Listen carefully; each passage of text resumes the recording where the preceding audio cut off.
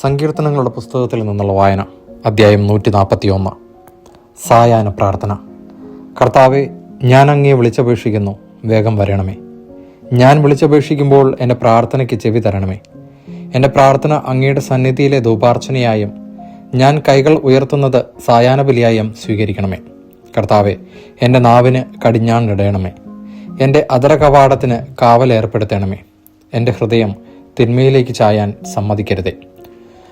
അക്രമികളോട് ചേർന്ന് ദുഷ്കർമ്മങ്ങളിൽ മുഴുകാൻ എനിക്ക് ഇടയാക്കരുതേ. അവരുടെ ഇഷ്ടവിഭവങ്ങൾ രുചിക്കാൻ എനിക്ക് ഇടവരുത്തരുതേ. എൻ്റെ നന്മയ്ക്ക് വേണ്ടി നീതിമാൻ എന്നെ പ്രഹരിക്കുകയോ ശാസിക്കുകയോ ചെയ്യട്ടെ. എന്നാൽ ദുഷ്ടരുടെ തൈലം എൻ്റെ ശിരസ്സിനെ അഭിഷേകം ചെയ്യാൻ ഇടയാകാതിരിക്കട്ടെ. എൻ്റെ പ്രാർത്ഥന എപ്പോഴും അവരുടെ ദുഷ്പ്രവൃത്തികൾക്കെതിരാണ്. അവരുടെ ന്യായാധിപന്മാർ പാറയിൽ നിന്ന് തള്ളി വീഴ്ത്തപ്പെടും. അപ്പോൾ എൻ്റെ വാക്ക് എത്ര സൗമ്യമായിരുന്നുവെന്ന് അവർ അറിയും. വിറക് കീറിയിട്ടിരിക്കുന്നത് പോലെ അവരുടെ അസ്ഥികൾ പാതാളവാതിൽക്കൽ ചിതറിക്കിടക്കുന്നു.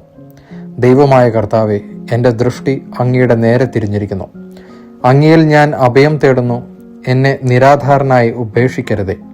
അവർ എനിക്കൊരുക്കിയ കെണികളിൽ നിന്നും ദുഷ്കർമ്മികൾ വിരിച്ച വലകളിൽ നിന്നും എന്നെ കാത്തുകൊള്ളണമേ. ദുഷ്ടർ ഒന്നടങ്കം അവരുടെ തന്നെ വലകളിൽ കുരുങ്ങട്ടെ.